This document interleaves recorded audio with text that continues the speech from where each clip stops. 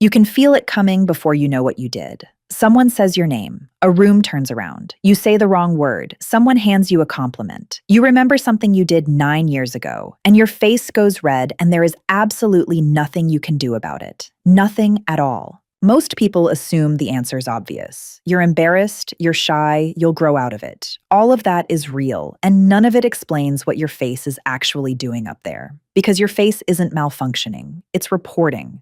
Something inside you decided this was information other people needed, and it never once asked your permission. So what is your face actually trying to say? The answer has 4 parts, and the last one is the reason you were never given a say. In 1872, a naturalist named Charles Darwin gave this one problem an entire chapter of a book. He called blushing the most peculiar and the most human of all expressions, and then admitted he couldn't explain it.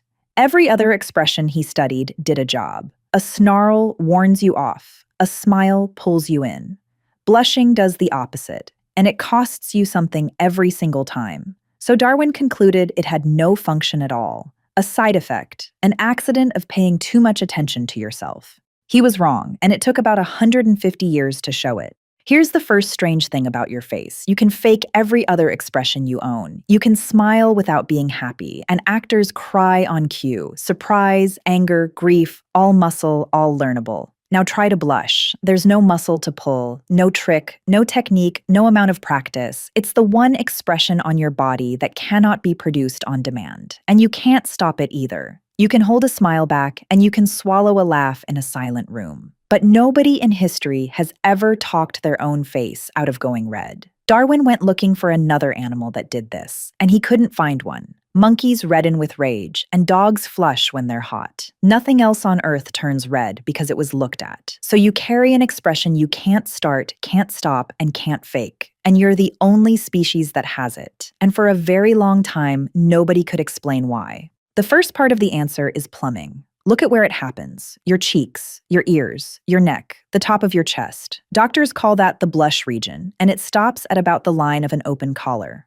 Your stomach doesn't blush, and neither do your knees. The skin up there is thinner, and the small vessels sit closer to the surface. But that's not the strange part. When you're frightened, adrenaline floods your body and your blood vessels clamp shut.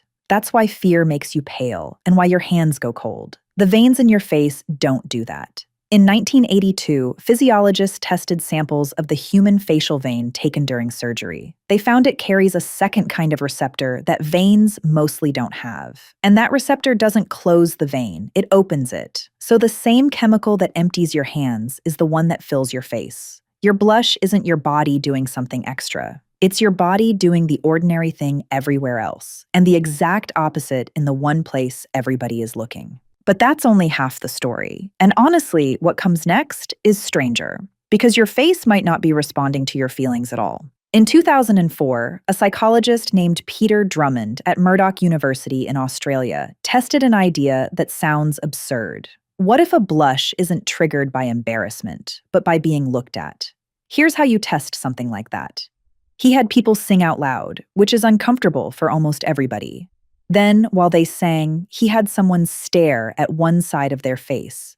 If the blush comes from the feeling, both cheeks should rise together, because a feeling doesn't have a left and a right. That isn't what happened. The side being stared at got hotter, and the blood flow climbed with it.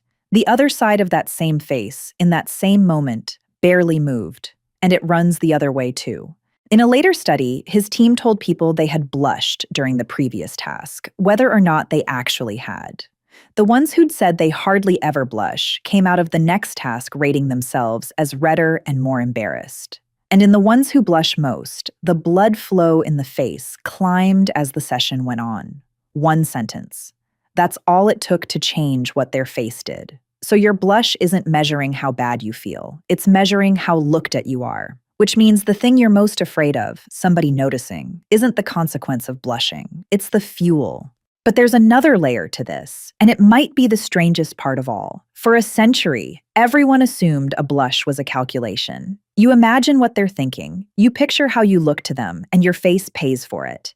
In 2024, a psychologist named Melita Nikolic at the University of Amsterdam finally watched it happen from the inside. She had 40 young women sing karaoke alone on camera. Then she put them in a brain scanner and played the recordings back to them. They watched themselves sing. They watched somebody their own age sing. They watched a professional. A sensor on the cheekbone measured the heat. They only blushed at themselves. And here's the part that broke the theory. The regions we use to think about other people's minds stayed completely quiet. The areas for imagining what someone believes about you, for modeling how you look through their eyes. Nothing. If anything, they went quieter than normal. What lit up instead was the visual system, because they were simply looking harder. So whatever produces a blush isn't doing arithmetic about your reputation. It's doing something older and simpler than that. And all it registers is exposure. And you weren't born with it. Babies don't blush. Not at strangers, not at attention, not at anything.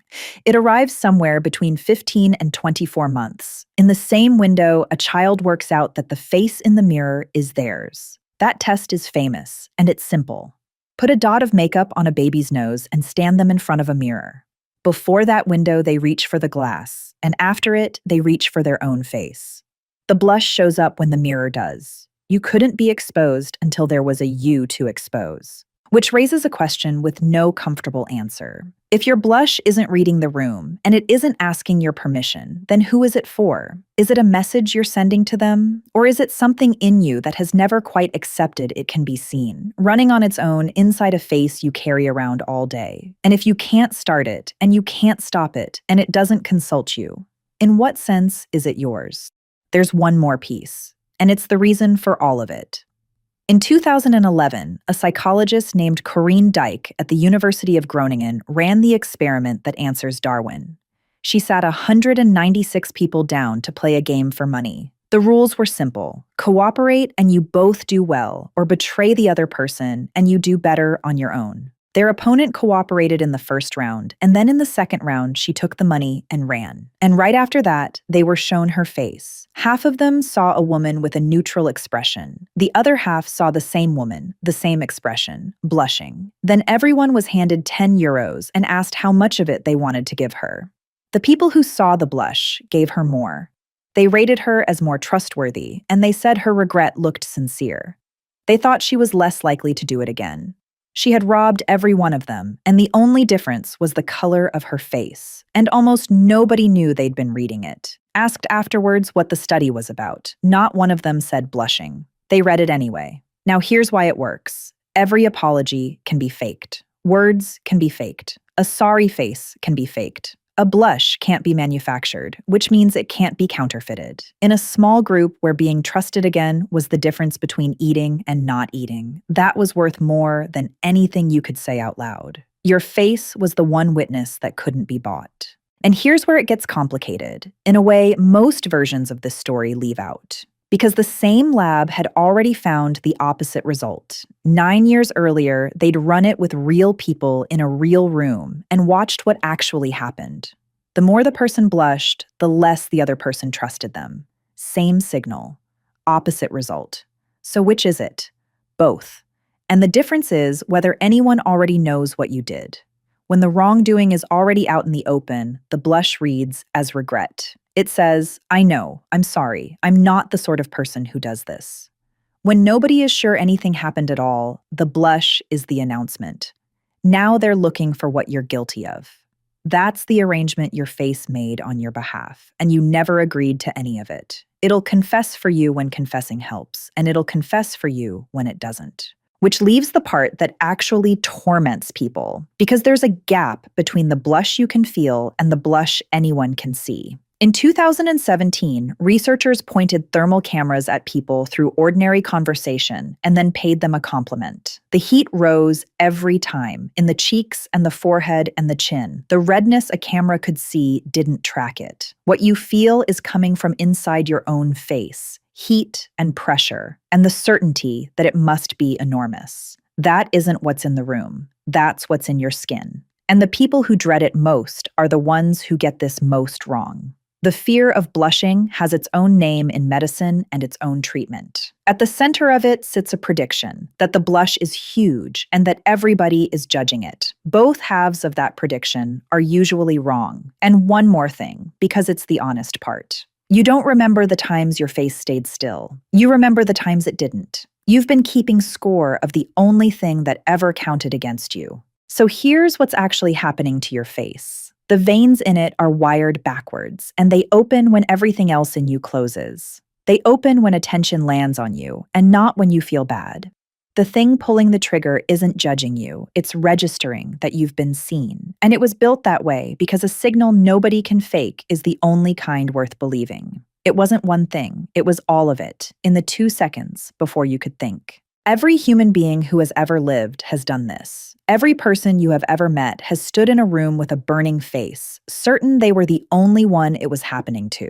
Nobody was ever watching as closely as they thought. So the next time a room turns around, remember what your face is actually doing up there. You can't start it. You can't stop it. You can't fake it. And that is the entire point. And the answer to why isn't that your face gives you away. It's that your face was doing something far more important than keeping your secret. It was telling the truth for you. And the only way anyone would ever believe it was to make sure you never got a say.